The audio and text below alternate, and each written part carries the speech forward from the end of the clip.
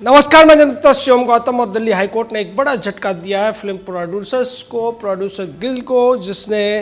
एक suit file किया था ARG मीडिया यानी कि आउटलायर मीडिया जो कि रिपब्लिक टीवी चलाती है, और बेनेट कोलमैन के खिलाफ, जिसके खिलाफ सूट को कैंसिल करने की, डिसमिस करने की याचिका लगाई गई राहुल शिवशंकर और Navika Kumar Bennett Coleman company के द्वारा।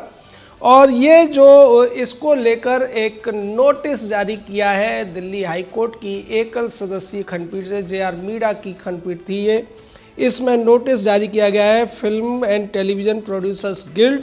और उसके अलावा फिल्म प्रोडक्शन हाउसेस को। दरअसल मुद्दा यह था कि इन करीब 38 फिल्म प्रोड्यूसर्स हाउस ने 24 लोगों के खिलाफ, 24 डिफेंडेंट्स के खिलाफ एक सूट फाइल किया था दिल्ली हाई कोर्ट में। और इसमें यह मांग की गई थी कि उनके खिलाफ जिस तरीके की रिपोर्टिंग के दौरान भाषा इस्तेमाल हो रही है, उससे उनका अपमान हो रहा है, उनको बहुत ज़्यादा धक्का लग रहा है, और इसके खिलाफ इन सभी डिफेंडेंट के ऊपर कड़ा जुर्माना लगाया जाना चाहिए और साथ में इनको इस तरीके से रिपोर्टिंग करने से रोका जाना चाहिए। हम सवाल उठाए गए थे। इन सवालों में ये कहा गया था कि बॉलीवुड के तमाम जो एक्टर्स, डायरेक्टर्स हैं, उनको बदनाम किया जा रहा है, उन्हें नशे का गिरोह बताया जा रहा है, क्रिमिनल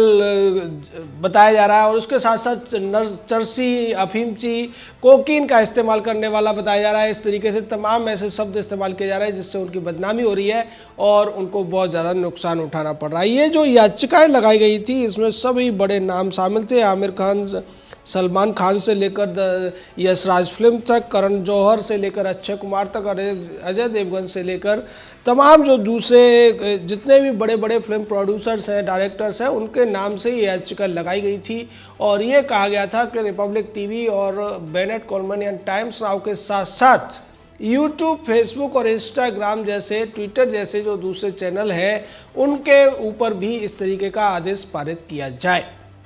इसके बाद में बेनेट कोलमैन कंपनी ने और राहुल शिवशंकर और नविका कुमार ने एक याचिका लगाई और उसमें ये कई सारे तथ्य दिए गए, कई सारे कारण दिए गए, जिसकी वजह से उन्होंने कहा है कि ये पूरा का पूरा मामला कैंसिल होना, डिसमिस होना चाहिए, क्योंकि यहाँ पर कई सारे तथ्यों को अनदेखी की गई है। पहला तो सबसे बड़ी बात यह है कि ज्यूरिसडिक्शन नहीं बनता है, तब भी इन लोगों ने याचिका दिल्ली हाईकोर्ट में लगाई है, जबकि ये सभी के सभी प्रोडक्शन हाउसेस बॉम्बे से ऑपरेट होते हैं और इनके काम करने वाले जिन लोग बड़े बड़े नाम जो जिक्र किए गए हैं, वो भी सभी मुंबई में ही रहते हैं। वो खुद अपने एप्लीकेशन में कहते हैं कि ये मुंबई का जो फिल्म जगत है, बॉलीवुड जिसे कहा जाता है, यानी सीधे तौर पर वो एक jurisdiction Mumbai, Bombay high court के बजाय दिल्ली में आकर यहाँ पर याचिका लगाते हैं, जो कि सीधे तौर पर गलत है। इसके अलावा इसमें एब्यूज ऑफ लॉ की बात भी की गई है, क्योंकि जो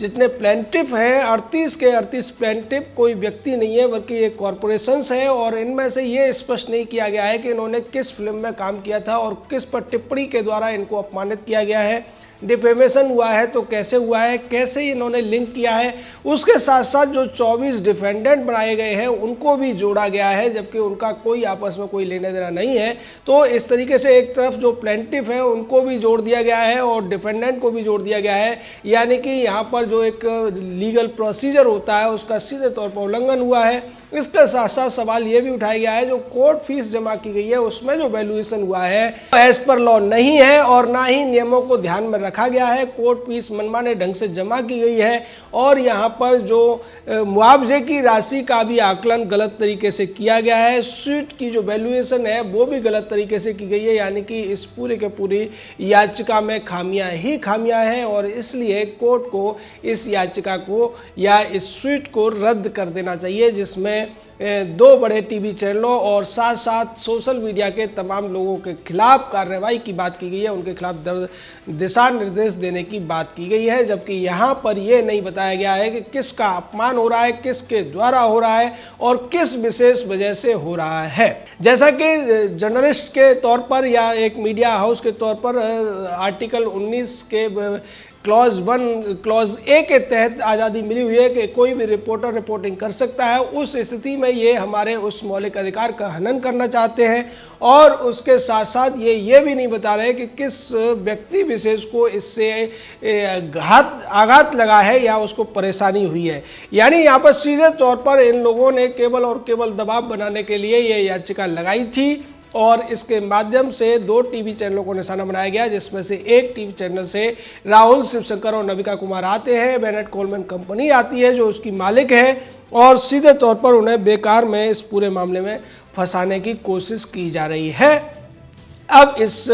नोटिस के जारी होने के बाद में सलमान खान हो, अजय देवगन हो, आमिर खान हो या जो दूसरे अन्य जावेद अख्तर टाइप के या फरहान अख्तर, जोया अख्तर टाइप के या करण जौहर, अक्षय कुमार, अजय देवगन टाइप के जो लोग हैं, उनको करारा झटका लगा है, क्योंकि उन्हें लग रहा था कि वो दिल्ली हाई कोर्ट जाएंगे, बड़ा वकील करेंगे तो इन दोनों चैनलों के खिलाफ कोई आदेश पारित करा लेंगे। और साथ साथ उन्होंने ये भी कहा कि इसके ऊपर एक कड़ा निर्देश देने की जरूरत है, जिससे सोशल मीडिया पर यानी यूट्यूब के ऊपर, ट्विटर के ऊपर, फेसबुक के ऊपर या इंस्टाग्राम के ऊपर इस तरीके से इन लोगों को लेकर कोई टिप्पणी न की जाए, ये न बताया जाए कि बॉलीवुड में नशे का जो जाल है बहुत ज़्यादा फैल चुका है। ये न कहा जाए कि बॉलीवुड के ज़्यादातर जो एक्टर, डायरेक्टर, प्रोड्यूसर हैं वो नशे के बेहद ही ज़्यादा शौकीन है, कोकीन के शौकीन है, चरस के शौकीन है, गांजा अफीम के शौकीन है और इस तरीके की बातें करने से उनको बदनामी होती है। लेकिन ये बॉलीवुड वाले जो नटिए हैं या ये उनके जो प्रोड्यूसर्स वगैरह हैं, ये भूल गए कि देश के अंदर सबसे ज़्यादा जो गलत चीज़ें, गलत धारणाएं या अपराध की प्रवृत्ति बढ़ाने का काम किया है तो वो बॉलीवुड ने ही किया है। बॉलीवुड जिस तरीके से भारतीय संस्कृति के खिलाफ तमाम तरीके की चीज़ें दिखाता है, जिस तरीके से अपराधों को बढ़ावा देता है, हिंसा को बढ़ावा देता है, गाली गलौज की भाषा अनुराग कश्यप जैसे लोग अपनी फिल्मों में परोसते हैं और उनको पर्दे पर अजय देवगन, अक्षय कुमार जैसे लोग या फिर सलमान खान, शाहरुख खान जैसे लोग इसको परोसते हैं, निश्चित तौर पर ये सब कहीं से भी स्वीकार्य नहीं हो सकता। संवैधानिक जो उपबंध हैं उनके खिलाफ भी है, उसके बावजूद ये लोग ऐसी मांग रख देते हैं, अपने आप को पाक साफ बताने की कोशिश करते हैं, ये दिखाने की कोशिश करते हैं कि इनके खिलाफ बहुत बड़ा अभियान चलाया जा रहा है, इन्हें बदनाम करने की कोशिश की जा रही है और ये बहुत ही ज़्यादा पवित्र है, बहुत ज़्यादा संस्कारी हैं, बहुत ज़्यादा देश हित में बात करने वाले हैं। जिन 38 लोगों ने ये याचिका दायर की थी उनमें ज़्यादातर ऐसे हैं जो सामान्य मुद्दों पर, जो देश हित के मुद्दे हैं उन पर कभी नहीं बोलते हैं।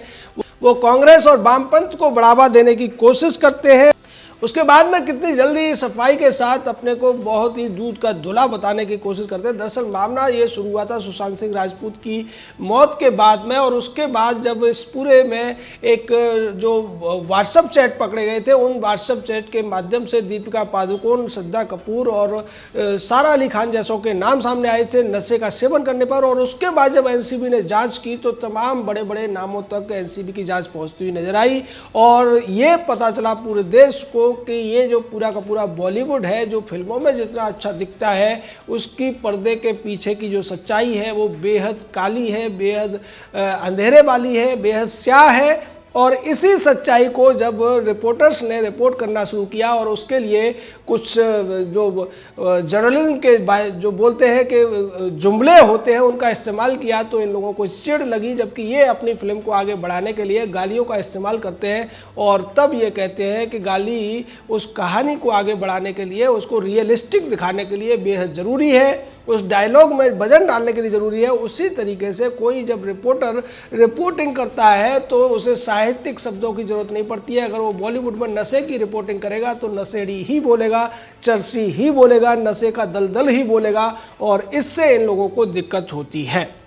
ये लोग ये कहने की कोशिश कर रहे हैं कि इस तरीके की जो रिपोर्टिंग हुई है उससे फिल्म जगत को बहुत धक्का लगा है और साथ में इन्होंने कई सारी और बातें भी कही थी। ये भी कहा था कि बॉलीवुड का जो इंडस्ट्री है वो देश के बहुत से लोगों को रोज़गार देती है, न केवल बॉलीवुड में, मुंबई में, बल्कि पूरे देश में जो सिनेमाघर चलते हैं, सिनेमाघर में काम करने वाले लोग, टिकट बेचने वाले लोग या पॉपकॉर्न और दूसरी चीज़ें जो सिनेमाघर के आसपास जो दुकानें लगती है, उन सबको रोज़गार देने का काम जो बॉलीवुड करता है उसको इस तरीके से बदनाम किया जा रहा है। बॉलीवुड में एक दो आदमी गलत हो सकता है और इसी तरीके की बातें जया बच्चन ने भी संसद में कहने की कोशिश की थी। उसके बाद इन लोगों का हौसला बढ़ा, इन्हें लगा कि जया बच्चन ने जो संसद में कहा है उसी को हम कोर्ट में जाकर कहेंगे, बड़ा वकील खरीद लेंगे और उस वकील के माध्यम से इन तमाम लोगों के ऊपर दबाव डालेंगे कि ये हमारे खिलाफ इस तरीके की बातें न करें। लेकिन जब इन्हीं में से कुछ लोग कुछ उल्टी सीधी फिल्में बनाते हैं, उनमें इतिहास को तोड़ने मरोड़ने की कोशिश करते हैं, संस्कृति के खिलाफ बातें करते हैं और देश के जो महानायक हैं उनकी छवि बिगाड़ने की कोशिश करते हैं, और जब उनके खिलाफ लोग कोर्ट में जाते हैं तब ये अभिव्यक्ति की आज़ादी कहकर अपने आप को बचाने की कोशिश करते हैं। लेकिन यहाँ जब अभिव्यक्ति की आज़ादी के तहत कुछ टीवी चैनलों ने या फिर यूट्यूबर, फेसबुक, ट्विटर पर जो भी लोग हैं उन लोगों ने इनके ऊपर सवाल उठाना शुरू किया, इनकी सच्चाई दिखाना शुरू किया, तो ये कोर्ट में पहुंच गए। लेकिन अब कोर्ट ने जिस तरीके से नोटिस जारी किया है और जिस तरीके से उस एप्लीकेशन में तमाम रीजंस बताए गए हैं कि पहला तो इसमें टेरिटोरियल जुरिस्डिक्शन नहीं बनता है, उसके अलावा जो मिस जॉइंडर का सवाल उठाया गया है, उसके अलावा इसमें कहा गया है इम्प्रॉपर वैल्यूएशन इसमें है जो पूरी याचिका को लेकर है, नो कॉज ऑफ एक्शन इसमें सवाल उठाया गया है कि यहाँ पर कोई कॉज नहीं बनता है क्योंकि ये सभी लोग अलग अलग हैं, इनका अलग अलग फिल्मों से जो नाता है और किसी भी एक व्यक्ति को इंडिकेट करके कोई भी शब्द या कोई भी जो वाक्य है बोला नहीं गया है, ऐसा ये भी मानते हैं। तो इस तरीके से abuse of process of law की बात भी की है, यानी यहाँ पर जो एप्लीकेशन लगाई गई है वो बहुत ज़्यादा स्ट्रॉन्ग है और उसके बाद इन लोगों की जो केस था वो लगभग ख़त्म हो सकता है क्योंकि यहाँ पर जो रीजन बताए गए हैं वो वाजिब है, कानून की दृष्टि से उचित है। और ऐसी स्थिति में सलमान खान हो, शाहरुख खान हो, आमिर खान हो या फिर अजय देवगन और अक्षय कुमार जैसे लोग हों, करण जौहर और जोया अख्तर जैसे लोग हों, ये सब के सब अब इस झटके से उबर नहीं पाएंगे। इन्हें ये लग रहा था कि शायद हाई कोर्ट से उन्हें राहत मिलेगी, लेकिन हाई कोर्ट में तो ये और ज़्यादा अब इन्हें कह सकते हैं नंगे हो गए हैं। नंगे शब्द पर भी ये आपत्ति कर सकते हैं। हाई कोर्ट में इनकी पोल खुल चुकी है और अब ये इनके पास कोई चारा नहीं है, अब इन्हें वो सब सहना पड़ेगा जो देश को अब तक ये परोसते रहे। जय हिंद, जय भारत।